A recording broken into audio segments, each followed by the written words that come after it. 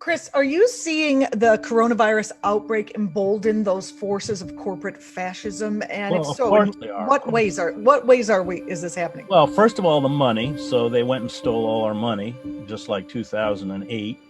I mean, it is. It's like so crazy. Something's happening. Let's steal all the money. It's Right. the first thing that occurs to them. No, like bailing out the airline industry. Well, that's a priority. Or the No one's going anywhere. It's so we're stuck in our house, and we have to give up this money to the airline industry. I mean, it's comedic. Okay, I mean, they did throw us, peasants a few crumbs, like a check. I haven't gotten my peasant check yet. Which, of course, will go right to your landlord or your credit card company. I haven't gotten it yet. Still looking for that. I don't think I qualify. But anyway, and then what? I mean, what do they think is going to happen in 4 months when the unemployment runs out?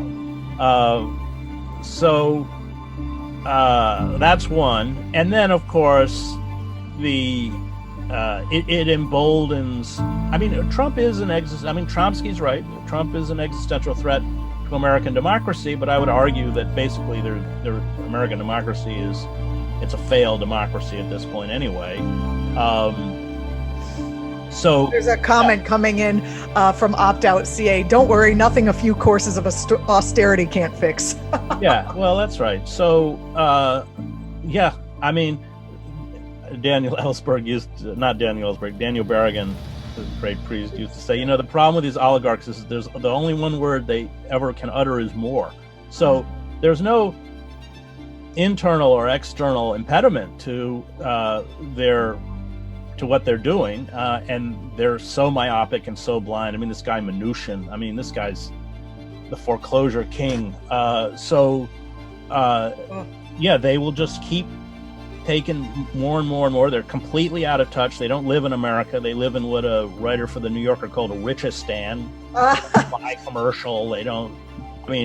The hedge fund managers go off. I'm not making this up because I know one is on a private island in the South Pacific waiting out the corona.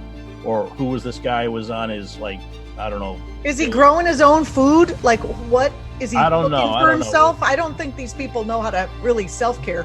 No, well, they have serfs out there, who they probably, I don't know. They sprayed down with hand barbed wire enclosures at night or something. So, and this is true with anytime a cabal seizes power and shuts down systems of information, then they are the engine for civil unrest because they have no ability to constrain themselves. And that's what the coronavirus is kind of exacerbated.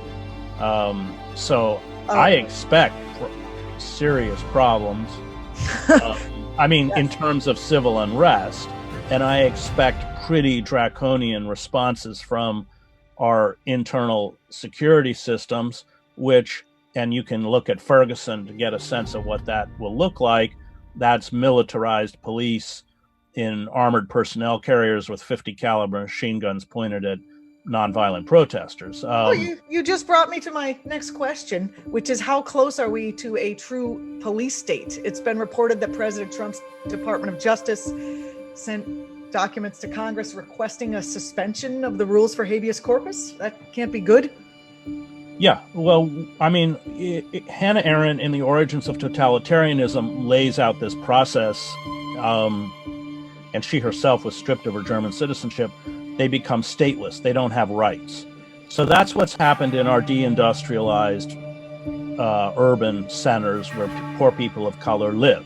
They've already been stripped of due process habeas corpus. 94% of the people in our prison system never had a jury trial. They're coerced into pleading out, often to crimes they didn't commit. You have police, the ability of heavily armed, militarized, with long-barreled weapons and Kevlar vests to carry out lethal force. I think 1,000 people are murdered a year in these, what Malcolm X called these internal colonies. Police are almost never held accountable, even when they're filmed carrying out these kind of activity on cell phones. And so you both have the legal and the physical mechanisms to create a dystopian totalitarian state. And Arendt writes that this is very dangerous because once unrest spreads throughout the wider society and once rights become privileges with the flick of a switch, everybody. And so that's all the legal and physical mechanisms are already there. Especially with the joining of, Facebook and your phone to electronically leash and surveil you. That's right. I mean, they're using I'm doing some reading about this, and it seems like they're using the coronavirus as another excuse for this pro-corporate, pro-police state agenda, which is to, follow you everywhere. And, I've read things about them wanting to give, I don't know if this is accurate, I'm just trying to look into what's going on, but them basically trying to use the coronavirus and its virulence and its danger to society as an excuse to basically have to show papers in order to go anywhere. Just look at what's happening to the Uyghurs, because that's the future. And you have all these Silicon Valley AI companies over there helping the Chinese. That's kind of the model. It is kind of Animal Farm. I mean, that tiny little elite will have everything, will have nothing, and the mechanisms of control, which are the most sophisticated in human history, and we're watched, of course, 24 hours a day. And we, of course, can't wait to help them by going on Google and carrying around our tracking devices. When the government watches you 24 hours a day, you can't use the word liberty. That is the relationship of a master and a slave. And we're already watched. We're the most watched, monitored, photographed, surveilled population in human history. And all of our information is stored in perpetuity so they can use it whenever they want. And they will use it. And if we become a problem, we have created the most efficient form of totalitarianism. I mean, I just did the last show that was broadcast on Contact was with Bill Binney, and we talked about this Swiss company that did encryption devices, which the CIA ran and all that. But I was asking him, Bill Binney was in the NSA, he's a whistleblower. He actually was one of the major architects of Trailblazer, which is used to monitor all of us. And then he got out and told the American public, and he's paid a heavy price for it. But he's saying now, because of the internet, the system of surveillance is so much more efficient than it has ever been, that they can just tap into these electronic data systems, and they have everything. So that's going to make it extremely difficult to organize. I mean, when I was involved with Occupy, after Bloomberg, in his first failed attempt to shut down Zuccotti Park, the Direct Action Committee came down to Princeton for a couple of days and camped out on my floor. And were taking my kid, who was like 4 or 5, on their shoulders, running up and down the street, as fast as they could, much to my wife's dismay. But they're great. They're amazing people. So, but anyway, they wanted to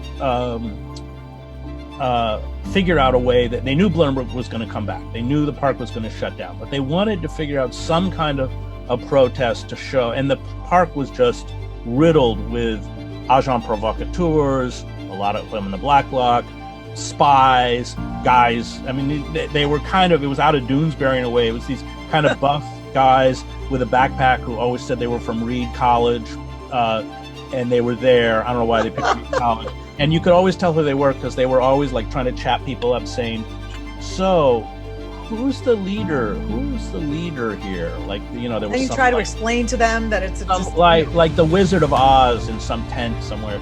And so they went to the medical tent and said this to the woman who ran the medical tent, and they go, "So, who's the leader here?" And this is one of these cops, and she goes, "Well, I am." And he goes, "Really?"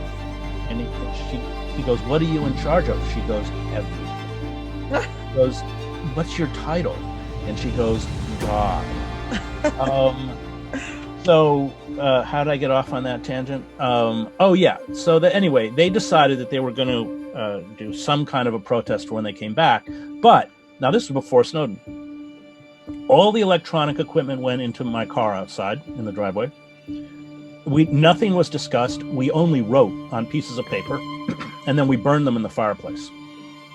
So, and there could have been, but there wasn't, somebody within that group who was, working on behalf of the security state. And the decision was that when they invaded, they would chain themselves to the kitchen, which was in the central part of Zuccotti. So when they went in, Bloomberg went in again to shut down the park. They got to the kitchen and there were 20 activists chained, and they didn't have chain cutters. And it was just a way to say to the police, you don't know everything. But that's the world we inhabit. We inhabited then and now, and that's the world we're going to inhabit.